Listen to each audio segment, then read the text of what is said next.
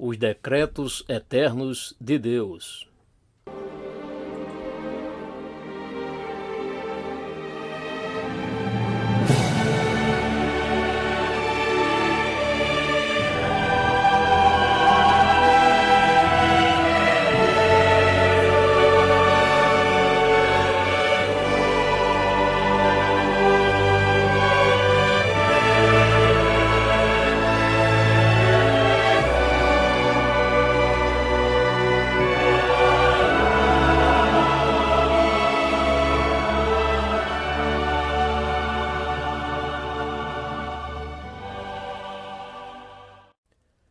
Em nossa consideração destas doutrinas bíblicas, chegamos agora a uma nova seção da doutrina particular com que estivemos tratando, ou seja, a doutrina sobre Deus. Vocês se lembrarão de que temos considerado o que a Bíblia nos diz sobre o ser, a natureza e o caráter de Deus, como aprouve a Ele nos revelar essas particularidades nas Escrituras. Consideramos igualmente os nomes que Deus aplicou a si próprio, como uma parte desta revelação de seu ser essencial, bem como sua relação com a criação. E isso, por sua vez, nos trouxe a consideração da grande, poderosa e inescrutável doutrina da bem-aventurada Santíssima Trindade. Agora, considerando ainda a doutrina sobre Deus, chegamos à próxima seção, que é obviamente a seguinte: as obras de Deus, a atividade de Deus, o que Deus fez. Esta é uma espécie de subseção ou ramo da doutrina geral concernente a Deus. E a pergunta é: o que vem a seguir? O que é que vamos considerar? Estamos para considerar as obras de Deus, portanto, se lhes fosse formulada a seguinte pergunta: o que vocês pensam vir a seguir na sequência bíblica e na ordem lógica? Sinto-me curioso em saber a resposta que vocês dariam. Posso estar equivocado, mas acredito que, se eu fosse fazer a pergunta, muitos provavelmente diriam que, obviamente, nos dirigiremos imediatamente à doutrina da criação. Ora, é evidente que há um sentido em que essa seria a resposta correta, mas, francamente, a minha impressão é que não é, embora descobrirão, se examinarem certos livros que tratam deste assunto, que é precisamente isso o que eles fazem. Vocês podem citar um bom número de autoridades que vão diretamente da doutrina da natureza e caráter de Deus à questão da criação. Mas tal procedimento parece-me completamente errôneo. É antibíblico e, portanto, não é a coisa certa e própria a fazer. Antes de abordarmos a doutrina sobre a criação, há algo que devemos considerar primeiro e procedemos assim porque a Bíblia nos fala sobre ele, ou seja, a Bíblia, antes mesmo de dizer-nos o que Deus fez, nos conduz ao caráter de todas as atividades de Deus. Há muito na Bíblia, como pretendo mostrar-lhes, sobre o modo como Deus faz as coisas, e é importante que consideremos isso antes de considerarmos exatamente o que Deus fez. Há seguramente grandes princípios que sublinham e caracterizam todas as obras de Deus. Em outras palavras, antes de Deus criar o mundo e o homem, ele ponderou, ele intentou e determinou certas coisas. Daí esta abordagem deve entrar neste ponto. Certas coisas foram decididas na mente, no conselho eterno de Deus, antes que ele fizesse qualquer coisa no âmbito da criação. E a impressão que tenho, portanto, é que esta é a sequência obviamente cronológica, se podemos usar tal termo, certamente a sequência óbvia e lógica que deve ser seguida. Ora, a descrição que é apresentada na Bíblia referente ao modo ou ao método que Deus opera consiste no que comumente se chama a doutrina dos decretos eternos de Deus. Essas são coisas que Deus determinou e ordenou antes que tivesse feito qualquer coisa. Ora, quero admitir muito francamente que estou chamando sua atenção outra vez para um tema extremamente difícil. Não peço desculpas por isso porque, como lhes mostrarei, esta não é uma questão de escolha. A obrigação de alguém ao expor a Bíblia é a de expor toda a Bíblia. Todavia, admito que este é um tema muito difícil e creio que é por isso que muitos dos livros não o incluem. Mas ele é tão escriturístico que precisa ser encarado. É como a doutrina sobre a Santíssima Trindade. Em certo sentido, se acha além de nossas mentes. Entretanto, Segundo vimos acerca dessa doutrina, não devemos evitá-la, só pelo fato de ser difícil. Para o encorajamento de vocês, contudo, creio poder prometer-lhes que algumas destas doutrinas primárias e preliminares são mais difíceis em razão de estarmos tratando com a mente do Eterno e de estarmos, portanto, considerando algo que se acha além do nosso finito entendimento e da apreensão de nossos débeis e ínfimos intelectos. De certo ponto de vista, as doutrinas do homem, da criação e da salvação são, necessariamente, muito mais fáceis. Mas alguém poderá dizer, em vista da dificuldade e inescrutabilidade dela, por que é preciso considerá-la? Porque não entramos diretamente nas doutrinas da criação, do homem e da queda? É nisso que estamos realmente interessados. É isso que queremos saber. Muito bem. É preciso que apresentemos algumas respostas a uma objeção como essa. Minha primeira razão para chamar sua atenção para esta doutrina, como já me expressei, é que ela se acha revelada na Bíblia e, diante desse fato, ela exige, obviamente, a nossa consideração e estudo. Posso colocá-lo assim. Não seria bastante surpreendente observar e considerar quão inclinados somos nós a ler apenas certas porções da Bíblia? Gostaria de saber se vocês leem o 9º capítulo da Epístola a Romanos com tanta frequência como leem o 8º. Se porventura vocês são daqueles que leem a Bíblia a esmo, então não o fazem. Ora, não temos o direito de escolher e selecionar somente o que queremos da Bíblia. Já concordamos que ela é a palavra inspirada de Deus. Se creio nisso acerca da Bíblia, do começo ao fim, então devo levar em conta toda a minha Bíblia. O fato de haver porções que me deixam perplexo não é motivo para afastar-me delas. Devo lê-la inteiramente, apegar-me a ela toda. Devo tentar compreendê-la totalmente. E desde que esta eminente doutrina dos decretos de Deus está na Bíblia, então é minha obrigação estudá-la. Eis outra razão, e creio que vocês concordarão comigo quando tivermos concluído. Ela nos revelará inusitados aspectos da glória do próprio Deus. Ela nos oferecerá, por assim dizer, uma maior e mais excelente concepção de Deus, o que, por sua vez, promoverá nossa adoração a Deus. Jamais me canso de dizer que a real dificuldade da evangelização moderna é que não empregamos tempo suficiente com a doutrina a respeito de Deus. Sentimos-nos tão interessados numa experiência subjetiva e numa salvação subjetiva que nos esquecemos desta doutrina do próprio Deus, e tal fato é responsável por muitos de nossos conflitos e problemas. Quanto mais conhecermos sobre Deus e sua infinitude, tanto mais o adoraremos. Outra razão, portanto, para considerarmos esta doutrina está no fato de que ela nos poupará de muitos erros. A maioria dos erros em que homens e mulheres têm caído ao longo dos séculos e em muitas outras questões se têm suscitado, tem sido em razão do fato de nunca terem chegado a compreender como deviam compreender o ensino da Bíblia no tocante aos decretos eternos de Deus. Em minha última razão para chamar sua atenção para ela é que, quanto a mim, não conheço nada que me transmite maior consolação do que esta doutrina particular. Não hesito em dizer que nada me transmite conforto mais profundo do que saber que por trás de mim, ínfima criatura que sou, transitando por este mundo momentâneo, existe esta doutrina dos decretos eternos do próprio Deus. Muito bem.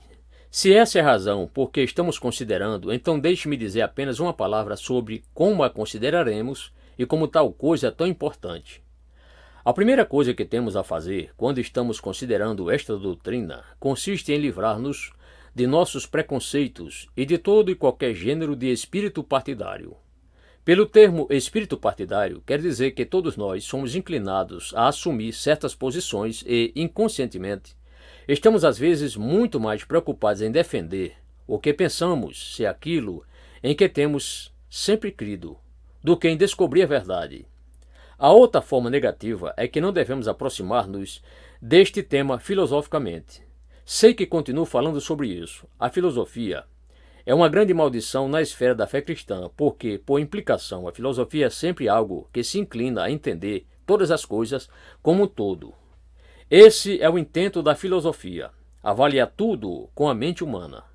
Mas estamos agora tratando de algo para o qual a mente é completamente inadequada. Portanto, devemos compreender que, quando nos aproximamos deste tema, há aspectos dele que, por implicação, não conseguiremos entender. E então, positivamente, devemos aproximar-nos deste tema com humildade, devemos aproximar-nos dele com reverência, devemos aproximar-nos dele pela fé e com a pronta admissão de nossas próprias limitações. Devemos aproximar-nos dele com uma mente aberta, buscando e inquirindo pelo ensino das Escrituras. Devemos achegar-nos num espírito infantil, prontos a receber o que nos é revelado e prontos, devo acrescentar, a não fazer perguntas que vão além da revelação das Escrituras. Aliás, estou cada vez mais convencido de que fé é a disposição de alguém submeter-se aos limites bíblicos. É a disposição de não fazer perguntas sobre coisas que não se acham reveladas nas Escrituras.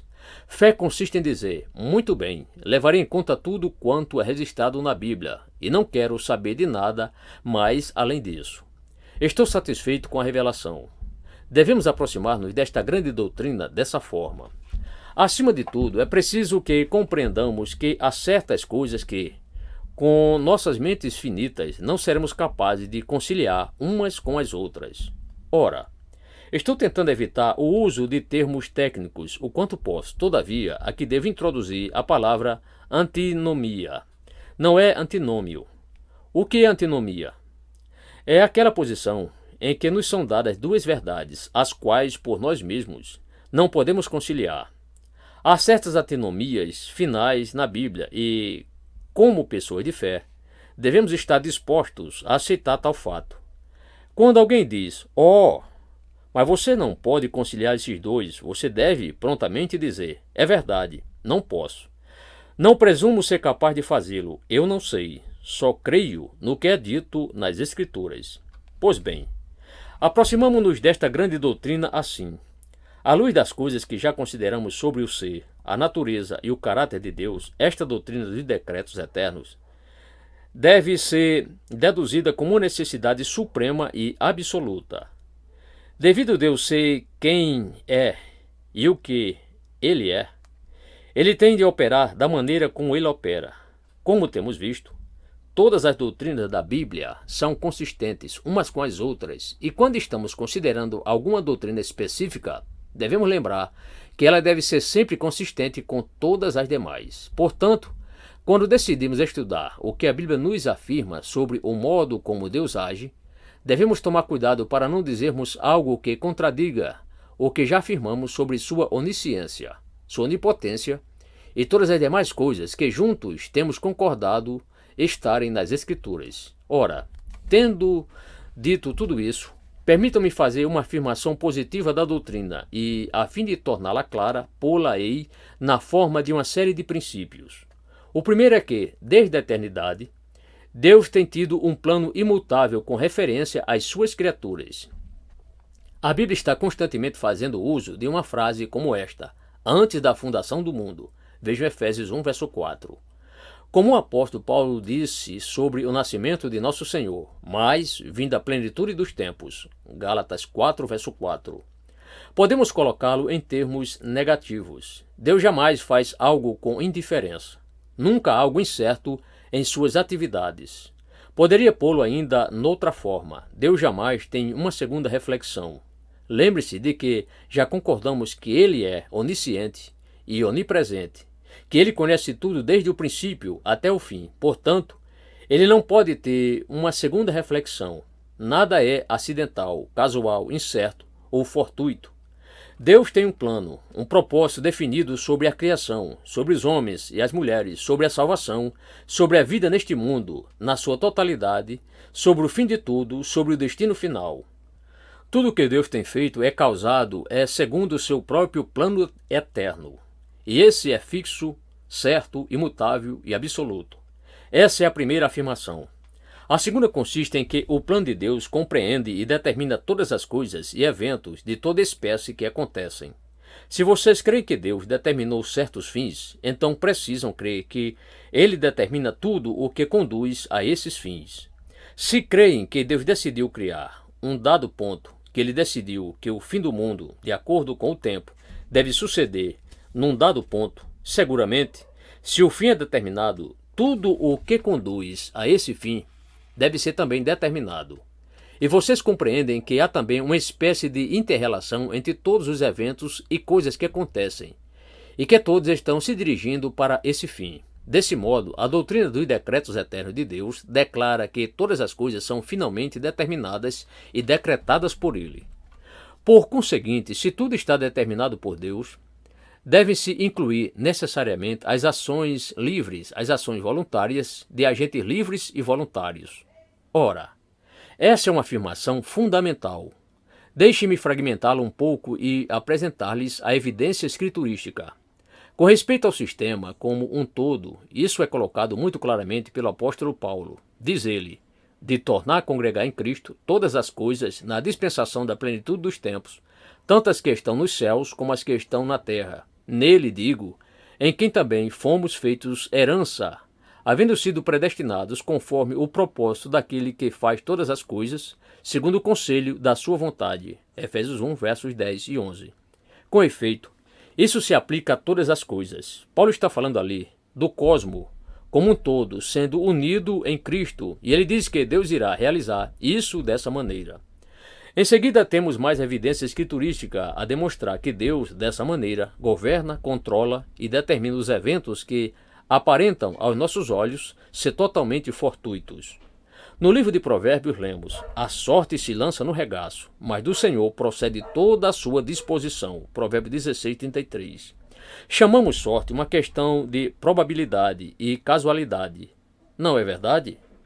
Vocês lançam a sorte, sim, diz essa passagem das Escrituras, mas do Senhor procede toda a sua disposição. Também no Novo Testamento lemos que nosso Senhor diz, não se vende 2 passarinhos por um ceitio? E nenhum deles cairá em terra sem a vontade de vosso Pai. Mateus 10, 29. Um pequeno pardal estatela-se morto e cai por terra. Acidente, diz você. Casualidade. Absolutamente não.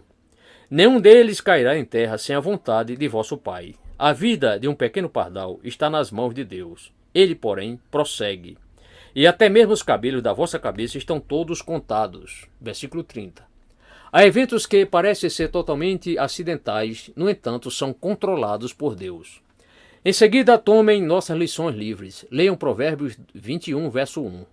Como ribeiros de águas, assim é o coração do rei na mão do Senhor, e tudo quanto quer o inclina. O rei parece estar livre, porém Deus está controlando-o, como controla os próprios rios. Efésios 2, verso 10 nos declara, porque somos feitura sua, criados em Cristo Jesus, para as boas obras, as quais Deus preparou para que andássemos nelas. E Filipenses 2, 13 nos diz, porque Deus é o que opera em vós, tanto o querer como o efetuar, segundo a sua boa vontade. Não obstante, chegamos a algo mais extraordinário e surpreendente. As Escrituras nos ensinam que até mesmo as ações pecaminosas estão nas mãos de Deus. Ou São Pedro pregando no dia de Pentecostes, em Jerusalém, a este que vos foi entregue pelo determinado conselho e presciência de Deus, tomando-o, vós o crucificastes e matastes, pelas mãos de injustos. Atos 2, 23. Em seguida, Pedro o coloca nestes termos, porque verdadeiramente contra o teu santo filho Jesus, que tu ungiste, se ajuntaram não só Herodes, mas Pôncio Pilatos, com os gentios e os povos de Israel. Preste atenção para fazerem tudo o que a tua mão e o teu conselho tinha anteriormente determinado que se havia de fazer. Atos 4, 27 e 28. O terrível pecado daqueles homens fora determinado de antemão pelo conselho de Deus. Temos também um tremendo exemplo disso no livro de Gênesis, aquela famosa declaração de José a seus irmãos. José, rememorando os fatos de sua história, virou para seus irmãos e disse: assim não foste vós que me enviaste para cá, e sim Deus. Gênesis 45, 8. Do nosso ponto de vista, foram eles que o fizeram. Eles haviam agido perversamente, haviam feito algo muito ímpio, movidos por motivos mercenários e como resultado de sua própria inveja. Mas, disse José, não foste vós que me enviastes para cá, e sim Deus. Estas ações pecaminosas emanaram deste grande e eterno decreto de Deus. Ora, sejamos bem explícitos sobre isto. Em vista do que já concordamos sobre a santidade de Deus, devemos uma vez mais dizer o seguinte: Deus não causa o mal em nenhum sentido, em nenhum grau. Deus não aprova o mal. Ele, porém, permite que os agentes perversos o realizem e então o administra para seus próprios fins sábios e santos. Ou avaliem-no assim, se o preferirem. O mesmo decreto de Deus que ordena a lei moral, que proíbe e pune o pecado, também permite sua ocorrência. Limita-o, porém, e determina o canal específico ao qual ele será restringido, bem como a finalidade exata para a qual ele será dirigido e controla suas consequências para o bem. A Bíblia nos ensina isso claramente. Ouça novamente aquele relato sobre José e seus irmãos em Gênesis 50, verso 20. Disse José: Vós bem tentaste mal contra mim, porém Deus o tornou em bem, para fazer, como se vê neste dia, para conservar em vida a um povo grande. E creio que, em muitos aspectos, o exemplo mais chocante de todos se encontra na traição de Jesus por Judas. Uma ação livre e voluntária, e, no entanto, um componente do grande e eterno propósito e plano de Deus. Assim sendo, isso me conduz à minha terceira proposição geral, ou seja, todos os decretos de Deus são incondicionais e soberanos. Eles não dependem, em nenhum sentido, das ações humanas. Não são determinados por alguma coisa que a pessoa possa ou não fazer. Os decretos de Deus não são nem ainda determinados à luz do que ele sabe que as pessoas irão fazer. Eles são absolutamente incondicionais. Não depende de nada, a não ser da própria vontade e da própria santidade de Deus. Entretanto, quero deixar isto bem claro, não significa que não exista o que se chama causa e efeito na vida. Isso não significa que não existia o que se chama ações condicionais. Sim, existe aquilo a que se chama, na natureza e na vida, causa e efeito.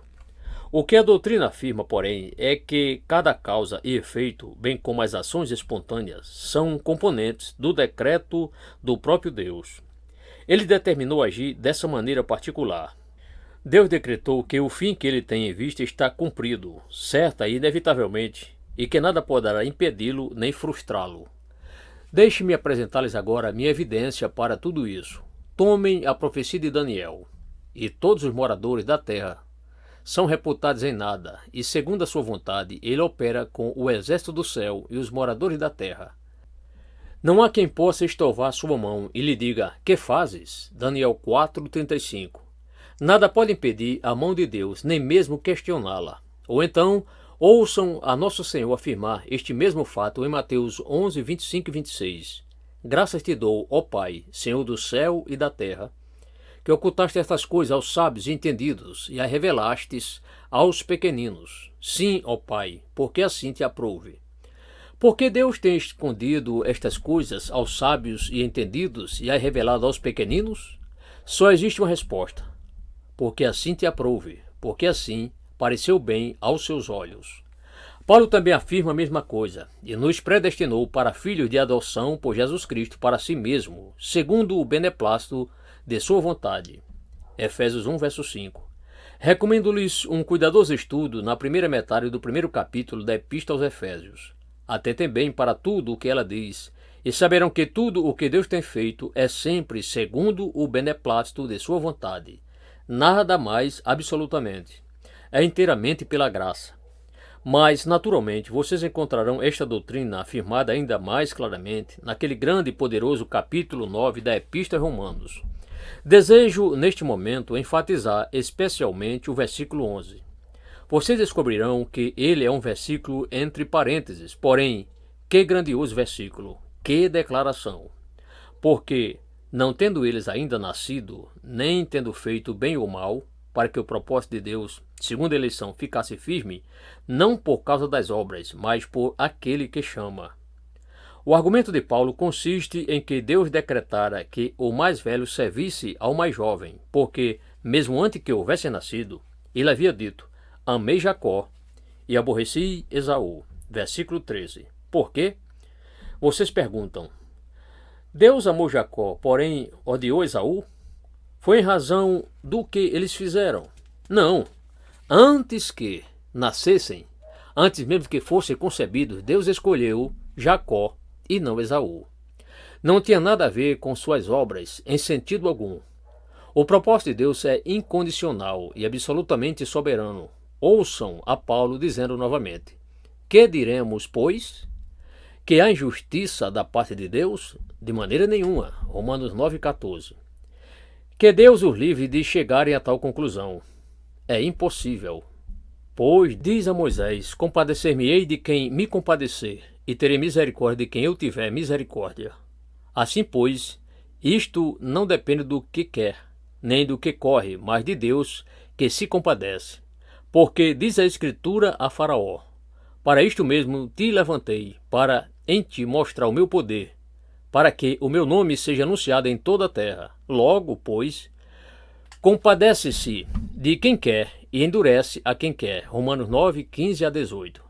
Deixe-me apresentar o quarto princípio, o qual é que os decretos de Deus são eficazes. Ora, isso naturalmente se deduz necessariamente, visto que Deus é um Senhor soberano em virtude de sua onipotência e de sua grandeza, seus propósitos jamais podem fracassar. O que Deus determina e decreta infalivelmente deverá ser cumprido. Nada pode impedi-lo, nada pode frustrá-lo. E isso me traz ao quinto princípio. Os decretos de Deus são em todos os aspectos perfeitamente consistentes em sua própria natureza, muitíssimo sábio, benevolente e santa. Creio que não é necessário que eu argumente tal fato. Noutras palavras, não existe contradição em Deus, nem pode haver. Deus é perfeito, como temos visto, e Ele é absoluto, e tudo quanto estou expressando agora se entrosa perfeitamente com tudo quanto já consideramos antecipadamente. Conforme já os adverti na introdução, vocês e eu, aqui na Terra, com nossas mentes finitas e pecaminosas, somos confrontados com um problema. Ei-lo, por que Deus decretou, permitiu o pecado? E há somente uma resposta a essa pergunta: simplesmente não sabemos. Sabemos que Ele decretou, permitiu o pecado, do contrário, o pecado jamais teria acontecido. Por que? Não sabemos. Eis aqui um problema insolúvel. Veremos, porém, tudo claramente quando estivermos na glória e face a face com Deus. De duas coisas podemos estar certos e devemos sempre asseverar. Primeira, Deus jamais é a causa do pecado. Em Abacuque 1,13, vocês encontrarão expresso: tu és tão puro de olhos que não podes ver o mal. Tiago diz: Deus não pode ser tentado pelo mal, e a ninguém tenta. Tiago 1,13. Segunda, o propósito de Deus é, em todas as coisas, perfeitamente consistente com a natureza e o modo de agir de suas criaturas. Noutras palavras, ainda que não possamos conciliá-lo, há uma conciliação final. Os decretos de Deus não negam a existência de agentes livres e ações livres. Tudo o que sabemos é isto. Ainda que Deus concedeu esta liberdade, Ele, não obstante, a tudo governa a fim de que seus fins determinados possam ser concretizados. Como pode Deus decretar tudo e ainda manter-nos responsáveis pelo que fazemos? Eis a resposta. Mas, ó homem, quem és tu que a Deus replicas? Porventura a coisa formada dirá ao que a formou: por que me fizeste assim? Ou não tem o oleiro poder sobre o barro para da mesma massa fazer um vaso para honra e outro para desonra? E que direis se Deus, querendo mostrar a sua ira e dar a conhecer o seu poder, suportou com muita paciência os vasos da ira, preparados para a perdição, para que também desse a conhecer a riqueza da sua glória nos vasos de misericórdia, que para a glória já dantes preparou. Romanos 9, 20 a 23. Mas, talvez vocês perguntem: como você concilia estas duas coisas? Respondo: não posso. Sei que a Bíblia me afirma as duas coisas, que o homem, em certo sentido, é um agente livre e, em contrapartida, que os decretos eternos de Deus governam todas as coisas. Em seguida, devo apresentar minha última proposição, ou seja, a salvação dos homens e das mulheres e dos anjos, e alguns deles, em particular, foi determinada por Deus antes da fundação do mundo. Isso ele faz inteiramente de acordo com o seu beneplácito e de sua graça. Devo remetê-los novamente a Mateus 11, 25 e 26. E em João 6,37 lemos: todo aquele que o Pai me dá virá a mim, E o que vem a mim, de maneira nenhuma o lançarei fora. E no versículo 44, nosso Senhor diz: ninguém pode vir a mim, se o Pai que me enviou o não trouxer. Em Atos 13:48, leio o seguinte: e creram todos quantos estavam ordenados para a vida eterna. Em 2 Tessalonicenses 2:13, vocês encontram: mas devemos sempre dar graças a Deus por vós, irmãos amados do Senhor, pois vos ter Deus elegido desde o princípio para a salvação, em santificação do Espírito e fé da verdade. Em seguida, em sua carta a Timóteo, Paulo diz que nos salvou e chamou com uma santa vocação, não segundo as nossas obras, mas segundo o seu próprio propósito e graça que nos foi dada em Cristo Jesus antes dos tempos dos séculos. 2 Timóteo 1, verso 9. Especialmente, porém, gostaria de enfatizar novamente aquela grande afirmação a qual já citei, de Romanos 9, 20 a 23. O apóstolo Paulo, pregando esta grande doutrina dos decretos eternos de Deus, imagina alguém em Roma dirigindo-lhe uma pergunta e dizendo: eu não entendo isso. A mim soa contraditório, injusto. Se o que você me diz sobre estes decretos é verdadeiro, então a impressão que fica é que Deus é injusto. O questionador diz a Paulo: por que se queixa ele ainda? Porquanto quem resiste à sua vontade? Romanos 9:19. E a réplica de Paulo é: mas, ó homem, quem és tu, que a Deus replicas? Porventura a coisa formada dirá ao que a formou: por que me fizeste assim? Ou não tem o oleiro poder sobre o barro para da mesma massa fazer um vaso para honra e outro para desonra? E que direis se Deus, querendo mostrar sua ira e dar a conhecer o seu poder, suportou com muita paciência os vasos da ira, preparados para a perdição, para que também desse a conhecer a riqueza da sua glória nos vasos de misericórdia, que para a glória já dantes preparou?